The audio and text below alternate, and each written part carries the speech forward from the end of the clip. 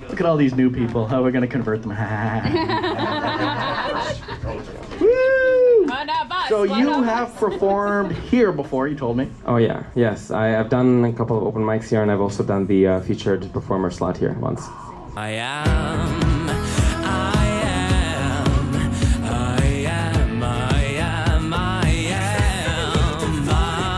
Since I moved to Ottawa, I was able to find wonderful artists to collaborate with, and it's not just me doing everything. I actually have something like of a team that I'm so proud of.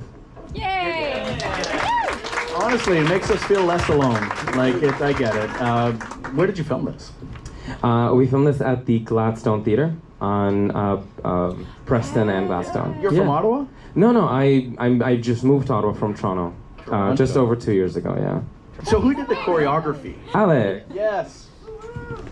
Hi. Hello, welcome to Kino. Don't worry, they're all drunk. So, the choreography, this is your first time doing this or not? First time doing it for a music video, yes. Wow. What did you find really challenging about this? I think the most challenging part is that most of the dancers we only got to work with the day of. So the morning of, but we only had the theater for a certain amount of time. So like Jan and I kind of worked on it together in advance. But these 17 performers in the video, they really only learned it the day of. So the rehearsal was part of the filming? Pretty much, actually. A lot of the footage, if you hear it, like, not properly edited, it's just kind of like me screaming in the background about, like, what to do. Syncing the audio, so the track is just the original track layered over the film, right? The original recording. So layering, there's a lot of different clips where they sing verses of the song. So did you take certain clips in its entirety and just cut it up? Like by that I mean, what do you know what I mean? So I did a multicam edit initially because there were like long segments where like there was a continuous performance, but the music video is a lot more cut up. So definitely Jan and Alex were very hands-on with me in the edit. Like we had 2 sessions where we were all hanging out in my basement cutting the thing, and they would be like, "Oh, what about this shot? Oh, what about this shot?" And then they were like, "Oh, Ben, are you sure you could do that?" And I'll be like already doing it. There were a lot of like VFX actually in this as well, which is not something you'd think of with like seeing the video, but there was a lot of like lighting and tweaks that we actually made in post. Like there's a lot of like duplicating the floor over to the other side so the lighting matches on both sides. I think there's like 5 or 6 shots where I did that. Oh, wow. It's wonderful because when you're filming, you don't have to worry about sound. You play the track. Oh yeah, that's great. You're just playing the track and everyone's feeling it. Sorry, that was in the real question, time. wasn't it? No, the question was I didn't know you filmed with multi-cameras. I thought you were like, okay, go on this specific 2 words, this specific sentence. Oh no, like stitch it all together. It was like a mix of both. Like, but I we shot with 3 cameras. Yeah. And for some of them, we knew we wanted a specific part, so Jan would kind of take the lead on which part that was. But that's quite the workload to edit. Like you have all these, the same timeline, but you just got to choose which is. Oh yeah, no, there was like 14 tracks in my multicam sequence. Oh wow. Yeah. Yeah, you never seem to notice how excessively devoted I am. Everyone's looking for paradise. How did you learn how to sing like that? Thank you. I truthfully think it's the fact that I did piano for 6 years, and I don't know. I feel like I didn't have like formal training. I've loved music my whole life. Wow. Yeah, like my mom was into music and she was singing all the time, and I was singing after her, and music was always playing at home, and I sing every single day. I sing every single day, and thank you very much. That's very sweet. Thank you. Wonderful. When we first started talking about this, I was like, "What is your brand?" And I said, "It's pop music for theater kids," and that's what I've been making since 2020, really. But with this one, Alex comes over one day and shows me that dance clip from that movie, Sweet Charity, and I was like, "This is it. This is the inspiration." Ooh, are you gonna do another one more like this, similar? Oh well, I mean, so I am working on my next album, and there will be a lot of new music and more music videos, but they will not be the same. No, I think we would probably explore different styles and aesthetics. Yeah. I love it. Because there's no rules when it comes to filming visuals over music. You don't have to tell a full story. You can be as artsy-fartsy as you want. Yeah, I think the song has to dictate, and with this song it was very campy in a way and theatrical pop, and that's what the song called for, and that's why the video looks the way it looks. Is this your first music video? Yes, this was my first time shooting a music video. I produced a couple in the past, so I like basically coordinated with the artist and and the videographer and whatnot to like bring it all together.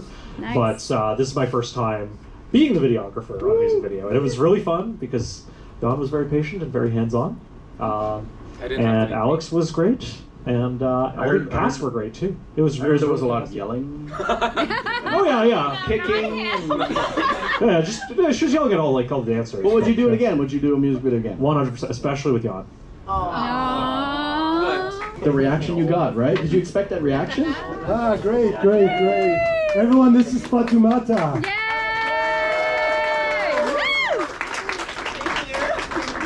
Wait, this is your second time here in a film of his. Yeah, this is my second time in his film and my second time here. Yay! Woo! Thank you. Welcome. How is it like working with Dennis? It's Don't good. answer that.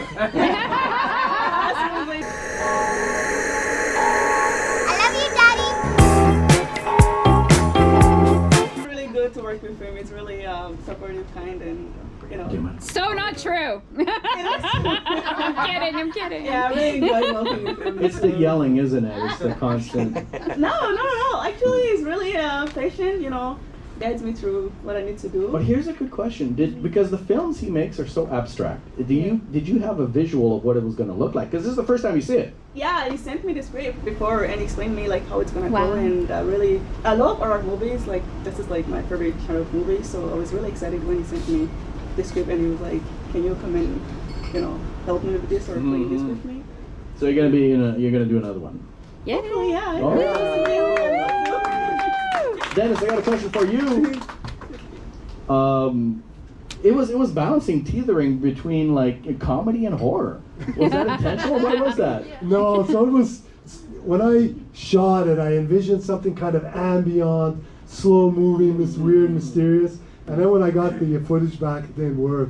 So it just goes to show sometimes the film comes together in editing, and how you envision it to be isn't how it ends up being. Yes. So there's an example of that. It's just an element of letting go when you create something and you see what the story it wants to tell. Yes. In the second phase of the editing. Yeah. Exactly, yeah. What the ticking? This impending death? What is the ticking? So that's all. I don't know if anyone is a film buff.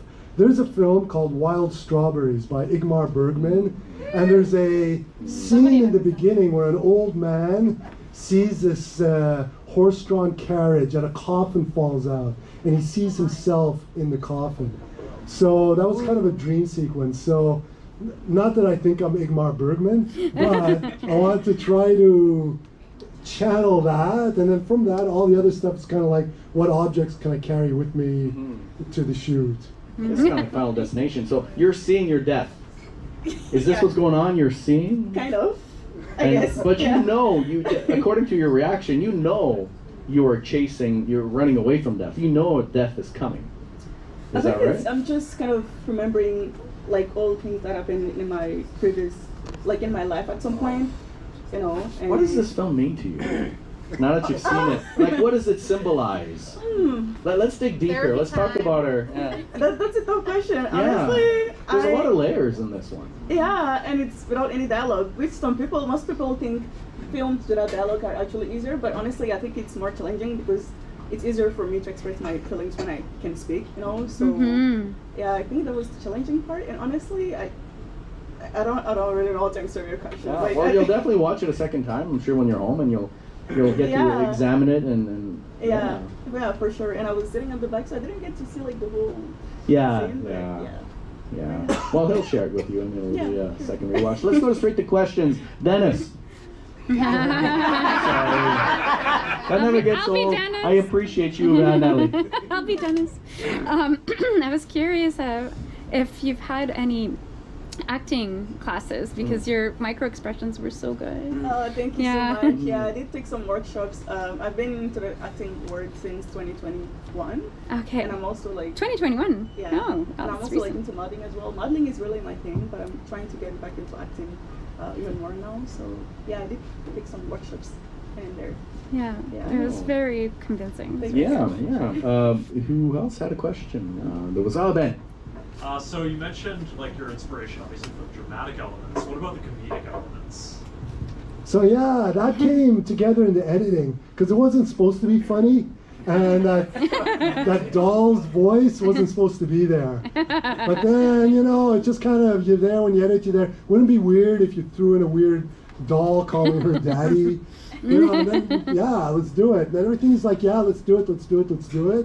And then that's what we ended up with. Wait, what was the title of the song? It had a long title. Oh, I don't remember. It was like so long I can't remember. And the doll had something. Yeah, something like that. Yeah. Susie.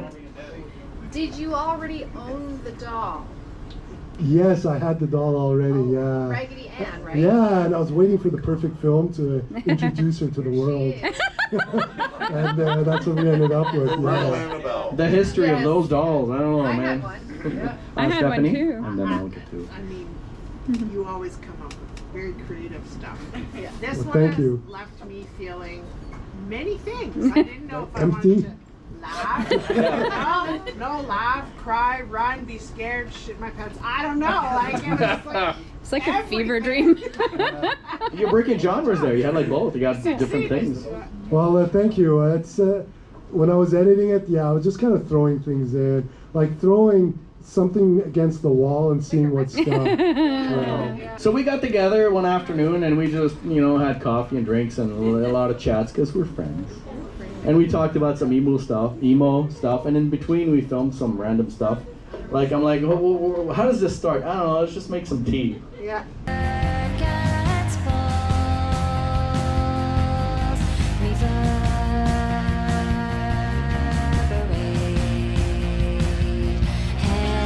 What's the expression? The tea? We were teabagging. No, we weren't teabagging.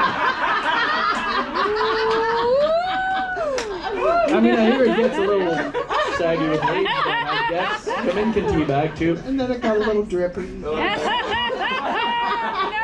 was so hot. Oh, it was hot. Yeah. Wait, was I there? Jesus. No. It was sweet. And it was sweet. What the hell are we talking about? The sugar. Oh, yes. It was a lot of fun. So, in essence, the symbolism behind the film is, not to bore you, but it's about fear of getting hurt again. So at the beginning it starts like if I stay here, nothing will happen to me, and that's her home is a safe place, right? And that is a good thing. But at the end, when we have a bit more context, we repeat the line, and she's like, "Wow, if I stay here, nothing will ever happen to me," you know. And I think fewer words, it resonates more powerfully that way, maybe. If I stay here, nothing will ever happen to me. For sure. I don't know. What was your favorite part of working with me? After the teabagging? That's going in the... That's an awesome quote. You need to keep that one in. I've never teabagged, but I'm open to new experiences. I love working with you. Yes. You're awesome. Oh, thank you. It was a lot of fun. Wait.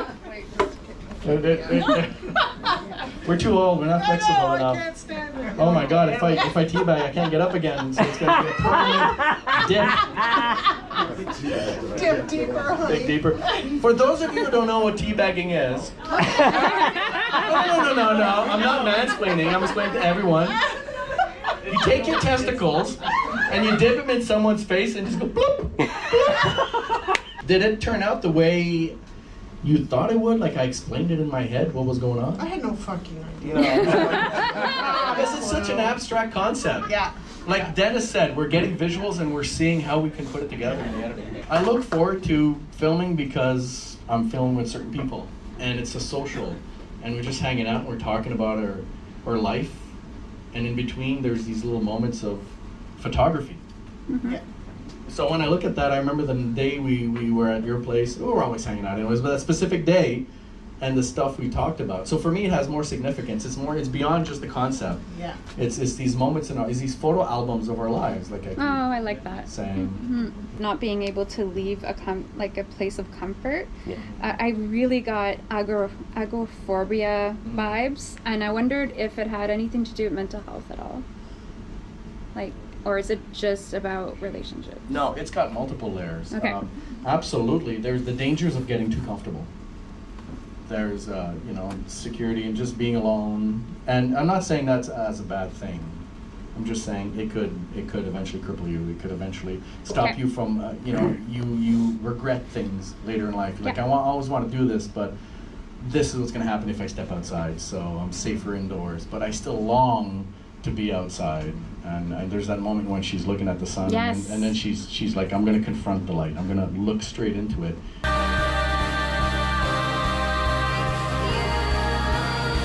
And she doesn't know if she's been here before. Like, the timeline is mixed and blurred for a reason, because grief is timeless. So it can resurface at any time. You know, even if you're over a breakup, 2 years later, it'll resurface and you'll have that day just like, oh, it's raw as it was yesterday. You can connect to that in so many levels, and so many, whether it's a breakup with an intimate relationship, or the loss of a parent, or a breakup with a parent or a sibling or something, which is I relate to. So it's that if I keep stepping out, I'm going to keep getting hurt. So I'm just going to stay here. And that's metaphorical, right? It's not even just physically getting out. It's letting yourself trust enough to get out and not be hurt by anybody again. So it's Absolutely. And you get trapped in that sometimes. If you never allow people to know you, then you'll never know them. And I'm not saying that's about, like, that could be your life and you could be happy. You know, circumstance alone doesn't dictate your happiness. Yeah. If you're happy, that's fine. No, but for this particular, and I keep it vague and broad and with only few words, because the movie belongs to everyone watching it at this point. Yes, I love that. So it's whatever your interpretation of it, you're right. That's a good observation. I wanted to have a bit of movement.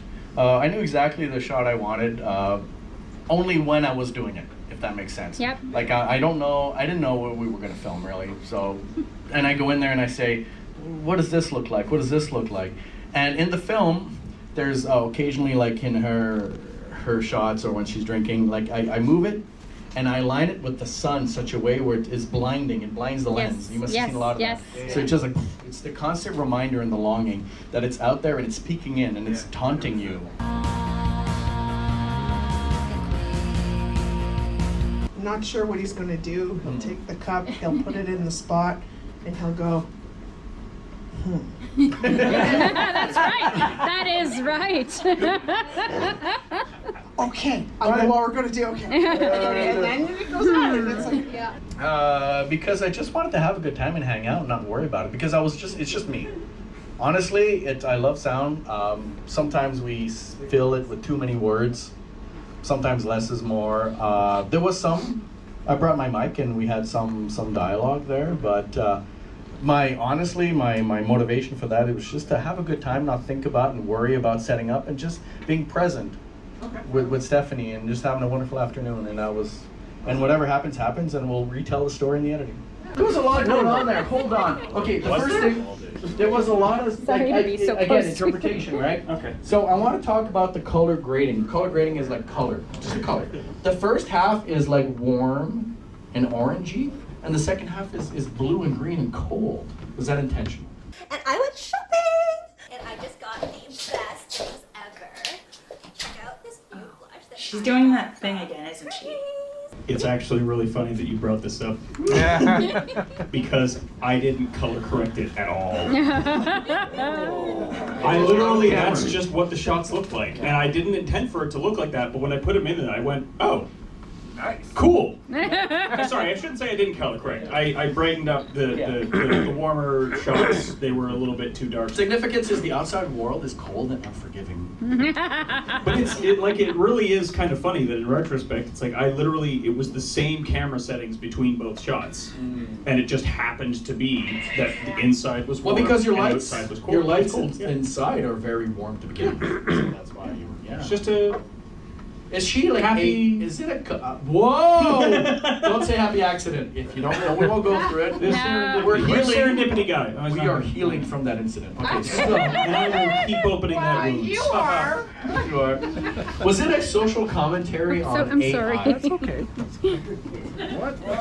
You can use my shoulder if you like. Watch it thinking that. Yeah. I thought it. I want to know what you were thinking that even popped into your... No.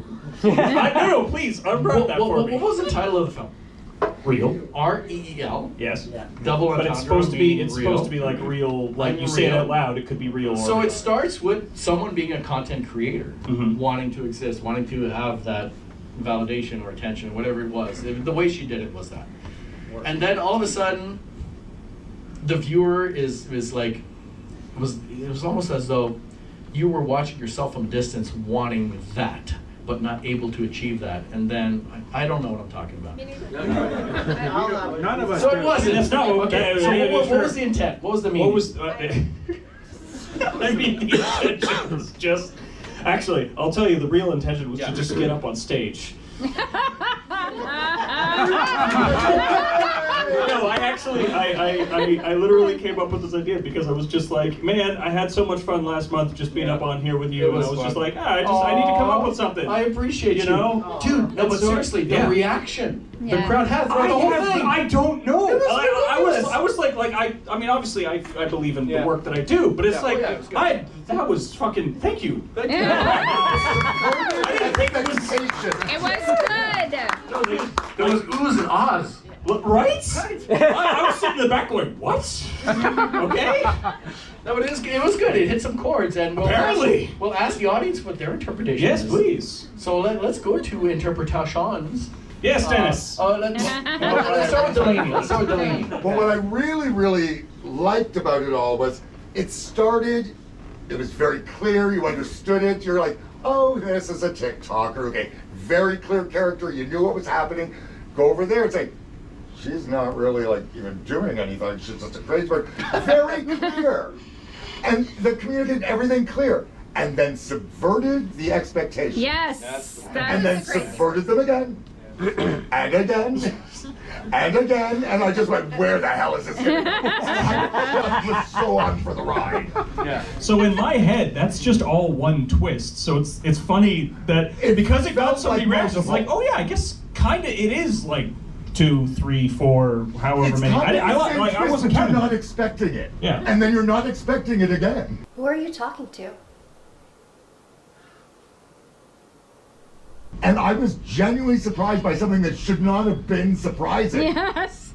And that was incredible. Thank you. Yes. Yeah. Good job. Well, I think the first drop was there's nobody there, and the way you made that emotional resonance was in such a way that I thought she had lost someone and had not come to terms with that, and that's what hit me right as I started watching it. I'm like, oh my God, this is going to be a dramatic piece. But it was everything. She lost herself. Yeah, I think that's what it is. Yes. There's a lot on enough, yes. So what happened was.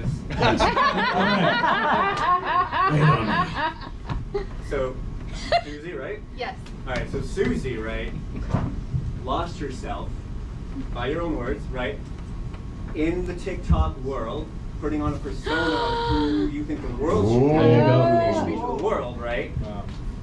We as society put so much emphasis on this facade that we have lost ourselves to the point where we don't even know how much you've lost yourself. You created a whole other person as a companion. And then also here we go. That is amazing! You are no longer the writer of the joke. I will say, like, if I'm thinking about it in that sort of literal sense, what I imagined is that it was just like the first layer of the illusion is, of course, that Susie is imagining that she has a house, hence why it cuts and she's standing there and she's standing in front of a house, which was actually a fun little thing that we just kind of came up with. I was like, all right, well, You came up with it. just take some credit, okay? Also, this is the first time I'm actually up here with somebody, so it's like... Oh no, last month you were here with Tim and Lisa? Well, yes, but that was for Tim's film. Oh, this is your Yeah, this is my film. Oh, you feel responsible for someone now? Yeah. Oh my God. I know. It's freaking me out. I know.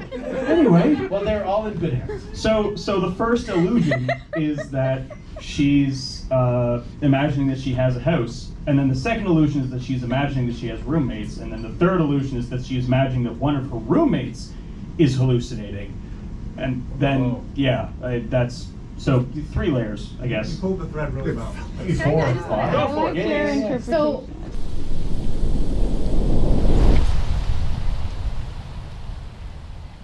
when Eric put out that he was looking for a couple people to be roommates and stuff, I was like, yeah, sure, I'll do it. And then I sent him a message. He's like, yeah, sure, come on over, we're gonna film, blah, blah, blah. And then I was like, how realistic is that gonna be? Like, these girls are young. I'm old. Like, that's not gonna be believable that I have these young roommates. But then the way the story evolved, I don't think there would be any wrong or right person to do the role that I did, because anybody from who played the role would have been kind of delusional or out of touch with reality or whatever. So then it just kind of all made sense, and it almost even fit better, because I looked at it, I'm like, no, I don't look like I should have roommates, and then maybe I don't. Yeah, I have yet another interpretation. Pile it on. So my interpretation is that you chose Susie to play an older character because we're so disconnected and we don't feel like we belong on social media. A generation, you know? I didn't choose Susie to play the character. I actually, and this is actually That's ageist. This is I know, but we're the same age, so this is a it's all funny good. little story. And thank you, Dennis, by the way, because I followed his advice. I needed actors, and I was like, okay, well, I originally was supposed to be me and my two roommates. A couple of you have already heard this story. Originally, it was supposed to be me and my two roommates. They're both very camera shy, so of course, whatever. And I was like, okay. Dennis advised that I just go onto Ottawa filmmakers and say like, hey, I'm looking for actors. Really good and like, advice. it didn't matter who it was. Like, it really did not matter, because who they are is kind of irrelevant. So, Yes. you know, it's like, you know, young, old, male, female. It really did not matter. And then, but yeah, that happens to just kind of line up in a way that I obviously did not intend. But you're absolutely right. It does kind of like, oh yeah, she is kind of old to be having roommates. Yeah, and then it all made sense in the end. Yeah. I just love it. And then, but the funny story is that I hadn't even written the script when I made that post, and within it was 30 minutes I had Susie and Dancia and Amateur, I'm probably mispronouncing her name, message me, as well as two other people, and I was like, oh fuck, I need to write the script. Okay. People are interested. Well, apparently, I was like, okay, apparently I have a group, and then we filmed it that weekend. It was fun. Yeah, trust It the was process, so good. and So people good. trust you when they're on board because they know your work. So thank you so much for coming on stage. Thank you. Thank you, Susie. And just now that I have the mic and you can't speak, get off the stage. We can yell. So last month they know each other because Susie's vagina killed Eric 3 times. And if you're missing the context, that's too bad. When was this film? I was 17. You were in this film. That was your month. So it's about Wait, 1946. which one were you? Hold on. You were in it? Oh yeah, I was in it very briefly, where fellow punches, you know, the camera. The camera, yeah. And then I flip, and you see this bright orange hair. Yes, I remember. I saw that. It was a memorable moment. You've been making films for that long. Longer? Longer. Yeah. Since, I'll tell you, the first film I made was 1968. Wow. Yeah. No, I was old. Anyway, yeah. Wow. So of course there was no, when this film was made in 77, it was made in 77, fall of 77. There was no, we didn't have video cameras or anything, right? All we had was Super 8, or if you were rich, you had 16 mil, because of course the film itself, just you'd have to mortgage a house to get the film. Yeah, so you know, you had to wait for the cartridge to come back from the lab. Toronto. Yeah. So you'd wait 2 weeks, and Simpson Sears would call you up and say, "Mr. Reeves, your film is here." And I Nice. would run to Simpsons and I'd get it, go through the little editor. You'd crank it through the little editor. I remember a couple of actresses a few years ago. They were in their early 20s, and they said, "Oh, you shot film, and you cut it apart." And I said, "Yes." "Well, how did you put it back together again?" So I thought, anyway, I thought that was great. We're like rock stars back then. Yeah, I suppose so. Yeah. So you edited this yourself back then? Yes, I had a little editor and a splicer. I love it. Yeah. I still have my old equipment, actually. Do you tape the? It was, well, I tried the cement where you grind the emulsion, okay, and then you put a little layer of glue, and then you stick it back together, you wait for it to dry. But then it always came apart in the projector, you know, like a year later. So the tape was better, but you always saw the little hole. Yeah. Yeah, so what you could do now is you transfer it, and then you get rid of the one frame where the holes appear. So I actually did that to this one. Would you go back to filming with a camera like that? No. But I have to say, as soon as I, offered it to you because you were asking, I did think of Dennis right away. I thought Dennis is gonna like this. Yeah, it was great. Wow, just where was this filmed? In my backyard. Well, where, like, what city? Ottawa. It was Ottawa. Yeah, it was near Oh, Collingwood Shopping. I grew up near Collingwood Shopping Center, so this was on Sherburne Road. In the backyard. There's a historic value there in that footage. There is, actually, yeah. Vince. Yes. Forgot your name. Vince already asked the question of like, when this My was name is filmed, Vincent. 'cause I was like, Dude, we dated.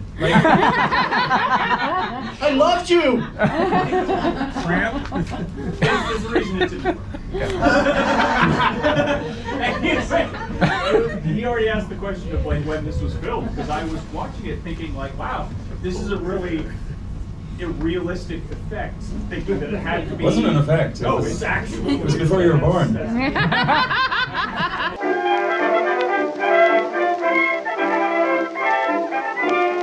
How long would you say it takes to would it have taken, do you think? Because obviously now we just upload things and we got things. Right.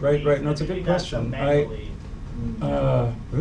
I'd say it could have taken me, let's say, on and off a month. I would think. But I was going to school. So that's true, much longer than that. Yeah. Interesting. Yes, was this Stephanie had a question? Yeah.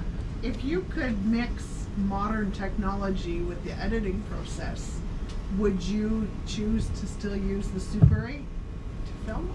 I don't think so. No. I don't think so. I thought I might have been a purist, like Scorsese, Tarantino, and Spielberg, and Nolan. They refused to shoot digitally. But as Roger Deakins went from saying, "I will never leave film," he shot Skyfall, the Bond film, and he said, "I'm not going back to film." He just loved it so much, and I think he surprised himself. It depends on who you are and the aesthetic that you're doing. So you had difficulty making this one. Why? This was the hardest one that I've had to do, and there's a lot of different angles I couldn't even include because I was all just backlit. I had 10 minutes to do the stuff with Scooby on the sofa, and that's when we got a random knock at the door. That's just what actually happened. Oh, really? Yeah. Who is it? Who was at the door? Oh. Scooby changed sides, and so I had to put it in to explain why he changed sides. I didn't have time to go and redo it from the beginning. So it just kind of turned out the way it was, and that's the 7th version of that, to get that as good as I could get that. Oh, wow. But it's the first time I tried to block off like the computer. So I blocked that off, and I had to take this other footage and put it in there, and then I had to size that and then move it to the foot. Like, there was a lot that I was doing that may not look like there was a lot that went into certain elements of that, but it was really hard, and I don't want to do that again. Insane. Yeah. When I work with other people, I learn new things. When I'm just doing what I do, I'm trying to tweak what I already know to the best of my ability, but I don't really get a chance to learn anything new without working with other people to inspire that, because I don't even know what I'm missing. Yes. Well, this time you push yourself. You tried something different. I do. Like, I will forever try and push on the things that I already know. But like I said, I'm not going to learn anything new. I'm not going to learn anything about lighting or how people utilize that in their film. It just is what it is with me. I don't know how to think of that because I don't watch other people doing it, so that I go, oh, that's what they're taking into consideration, and then I can apply that to what I do. But otherwise, I just am kind of stuck doing the best I can to improve on where I'm at. But I don't get to learn new things without other people. But the content definitely shines. The interaction, the timing of the voice between Scooby and you. Yes. That is crucial. That's hard to do. Well, Yeah, and this one in particular, because like I said, I'd actually felt it wasn't just like a random thing, so I was actually trying to do specific dialogue and have it seem more natural and different things like that. Scooby was good and reactionary. I was very impressed with that because I wasn't sure what he was going to do. So and I'm sitting there going, okay, well, I'm just going to sit here. And so he walked over there and just kind of sat down and I went, oh, that's kind of perfect. How this came about is because Scooby did turn 16 this month in November, and I thought, okay, the theme was awkward. What awkward conversations do you have with someone or whatever that turns 16? And then I was thinking, going, well, with me, I grew up going, okay, there was no internet or anything like that, but we had the birds and the bees, and I thought, the kids now would just be online. You have to, warn them about being online before you can even really get to the other stuff. So that's kind of where the concept came from. All just because Scooby just happened to turn 16. Which makes him actually 80. Yes, that's right. Which is a little bit different. So we're just having this conversation now that he's 80. Which is also awkward. Was Scooby watching pornography on the interweb? Scooby was making. Okay, this is my favorite thing about this experience for me was I went online looking for dogs humping things. I wanted like humping, stuffed animals. I used to watch that stuff on like Funniest Home Video things on TV. You cannot find it. Really? You cannot create it. It is criminal. What? Are you serious? So you will find like little snippets of things that aren't really, but you will not find dogs humping legs, anything online in any fashion that I've been able to access. I'll hook you up. So I had to go with footage I had of Scooby Stephanie, you were there. and have him make the porn that he's putting up. So that's why he's there exposed and doing all that. It was the best I could find because Scooby doesn't really hump things. So I just had to improvise with that. But it was really, he was supposed to be watching dogs hump. So I switched it to he is posting pictures of himself online to get a date. Yeah. Problem solving. Like everything about this is problem solving. That's and so right. That's when correct. I sit down and I get very, very distressed at the fact that I don't notice how dirty the walls are until I'm editing. I don't realize, oh my God, the sheet could have just been removed from the sofa before I did that scene. I don't notice any of that. Whatever it is, I'm on the track of must record this. Okay, get Scooby here, I'm here, go. And then I'm back to record and I'm like going, why did I think that that was a good idea? Why didn't I wash the walls? Why didn't I just move 2 feet to the right? Or like these are all the things, but as I get frustrated, I'm doing things, I go, okay, problem solving. Getting upset's not gonna solve anything. Problem solving. Vincent always goes, problem solving, problem solving. And so over and over in my head, not just for filmmaking, but virtually everything I do that becomes a problem is like problem solving. And then I just tackle whatever the little bit of the problem is, as opposed to trying to think of the big, huge thing. Otherwise, I never would have submitted that. It just would have been too mortifying. But at the same time, there are elements about that I know I worked so hard on that I am proud of. Yes! Look at the reaction. It was a good reaction. Yes, well, people do love Scooby. Well, Yes, we love But it's Scooby. also the timing. Comedy is timing, and that's difficult, and you do it. Yes. Thank you very much. I find that Scooby is perfectly sarcastic. Yes, he is. Let's go straight to questions, Natalie. Yes. I was wondering how you got Scooby to just sit there when he was scrolling the internet. Again, It's so I active. filmed him at the computer first because I thought if I can't get that to work, there's no point even trying the rest of it. And I had to put him up on 5 cushions, which made him very unstable. And I'm trying to hold him. So I'm actually trying to, edit where I'm cutting my hands where I'm holding him out, trying to get his paw out there. You hit that. And he just went, oh my God, I'm going to fall. So, he kind of just goes along with you, which is really good. I'm happy I got to use his real voice. Nice. He doesn't usually bark a lot. Yes, so that's true. when it was in there, I went, oh, do I cut that out? No. And then I went, well, I can't have that voice and me do the voice. So I went, oh, well then this is his outer voice. So his outer voice is the words coming at me that I don't get. Yes. And his inner voice are the words I don't really understand, but he's saying very clearly. Yes. It's like Garfield. Yes. Yes. Wonderful. Like this is, how many films have you done with Scooby now? I don't know. I think about I think I want to go 6, yeah. So you're going to continue this for a He's while. been in some other things too, which is hard, but the official Scooby videos, it's been about 6, I would say. Well, we expect Scooby. Like you've like branded yourself now. So Well, I was going to say, Scooby is Kino. Scooby is Kino is Scooby. Like, I mean, they just go together now. Matt is a wonderful filmmaker. Does very amazing dramatic content. We miss you. We look forward to your next films. Yay! Sean, you shared the film about bringing her back, Frankenstein-ish. Yes, yes. Last time.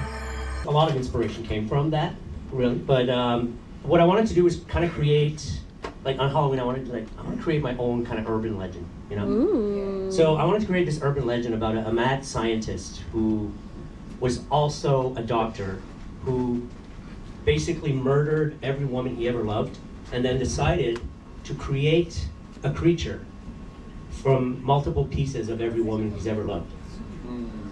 But then the creature did not receive him very well, so he had to bury it to keep himself safe. But one day, he missed her so much, or them rather, because it's multiple women, missed them so much that he just, consequences be damned. He just had to see her one last time.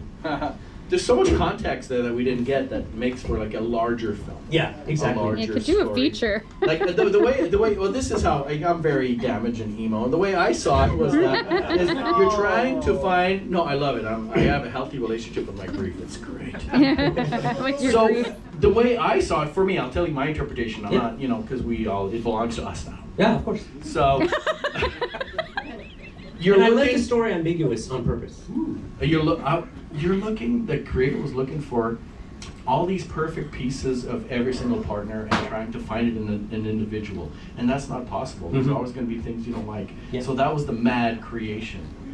Yeah. So that does subtext I got from that. If that makes any sense. Of course. I'm so Yes. smart. And I guess It is so smart. I guess the reason it ended up hurting him in the end is that he had to come to the realization that all these pieces could not be found in one person. He created a monster. The monster was in his expectation. Yes. Ah, love it.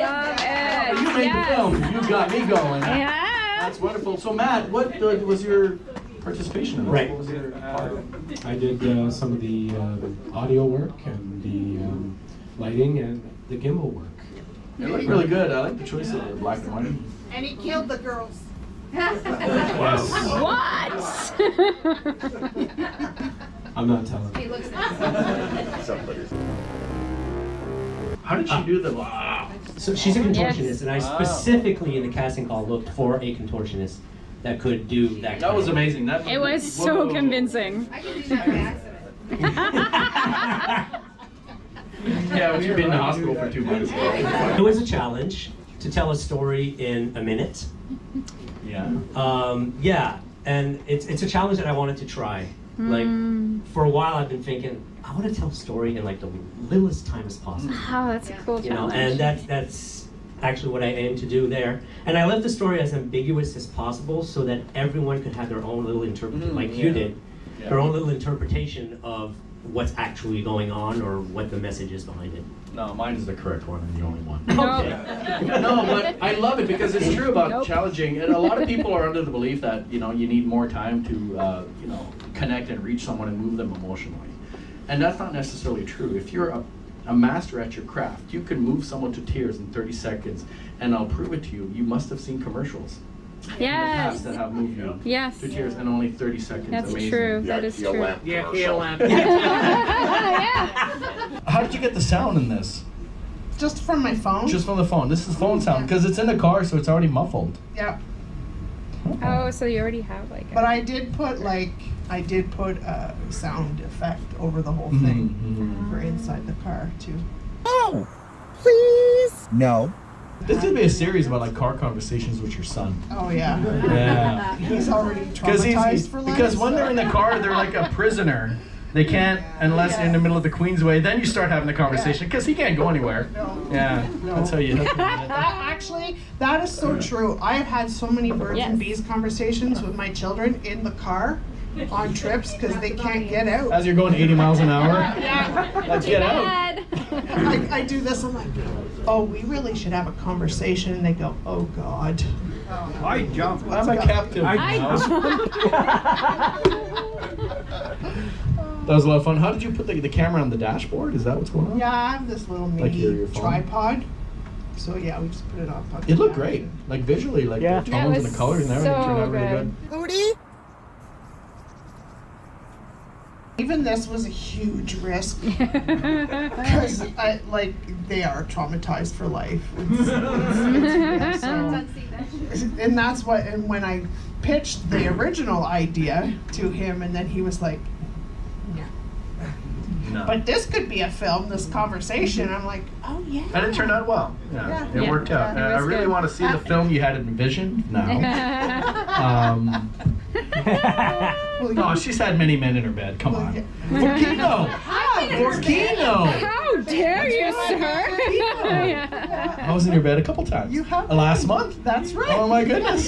You're welcome. What was different about this version than the original version? Okay, so for Digi60, anybody here ever participate in Digi60? Yes, yes, yes. So you're always, this is intimidating. You're always like under a deadline, right? Like you go through it, you try to get it through, and my life had been really, really busy at that time, and it was like last year, so I felt like what I produced or what I cut wasn't exactly the story I wanted to tell. And I didn't love my narrative, so I didn't love all of the words that I used. So, so the reason I wanted to recut it was so I could revise the poem I had written. Death flows, spotting light in the depths of despair. The poem I wrote was a poem I wrote at like 3 a.m. when unfortunately a neighbor of mine committed suicide. And so I was trying to express it raw, but once I revisited it like a year later, so it's literally a year later, I felt like I was clear in my message, and I was able to make it much more concrete, and I was able to show more than tell, you know. Interesting. And so, and you video taped That was everything, fun. so you did all the we used this. cinematography. We used this thing underwater. Yeah, it was beautiful, and I had a chance to revisit all of the footage. Oh, wow. And I was able to find some footage that I didn't use in the first cut that I wanted, that I was able to use in this cut. And I was also able to tell the story in a more cohesive way, I felt, which is all about feeling alone and feeling. Did you also revisit left. that emotion you felt a year ago? A little bit. It wasn't quite as raw.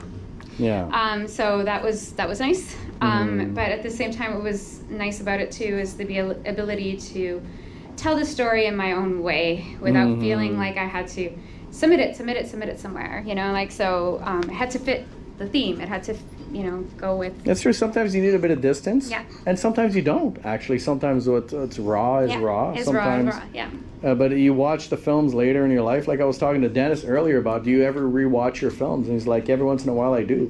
And he's been making films way longer than us. Yeah. And I'm like, are you seeing it differently this time? And wow, you might revisit this film in like say 10 years from now. Yeah. It's just really They're meaningful pieces to me. of you. Yeah. I actually made a film called Pieces of You. Wow, Pieces of Me? No, it's called Pieces of You, but it's not about you. It's wonderful. Sorry. No. I never go back on my films. Like, I never ever do this. I usually just let it go into the universe, I'm a writer first, and writers can be very, sorry to say this, I shouldn't say so generally, but neurotic. I'm neurotic. I should say I'm neurotic. Because I have a tendency to rewrite. And if I let myself rewrite too much, it becomes nothing. It just gets so, oh my gosh, yes. And you get into your head so much, and I have that problem. So I have a tendency now to just let it go into the universe and fuck it, you know, excuse the language. Merde. C'est mieux en français, hein? That's true. No, you're just like me. Like I let them go. I never I think just about want it twice. to let it go. I don't want to come back. Because on there's always the next one. Yes. There's so another one. many There's a more new one. stories Yeah. to tell, as you say. There's so many more. We always have stories. Every So one of us many has more. stories. We just have to find our medium. What was the hardest part of filming this and working with all 4 actors? I'm thinking trying to get like establishing shots because the place was kind of small, but still, it was fun. Just because she was going through your phone? Yeah, exactly. I saw the text message from her, you asshole. Oh, is that so? Give me that. Give me it. Yeah. Let's go to Stephanie here. What inspired you to write the scene where he hits his girlfriend? Yes, good question. Well, that's because that's what abusive boyfriends do, where they try to hide something from their girlfriends. I believe I've seen a couple of videos on this before. You and the Tyler have this buddy thing, and it's kind of like a take on these buddy films that were kind of big in the 70s and 80s.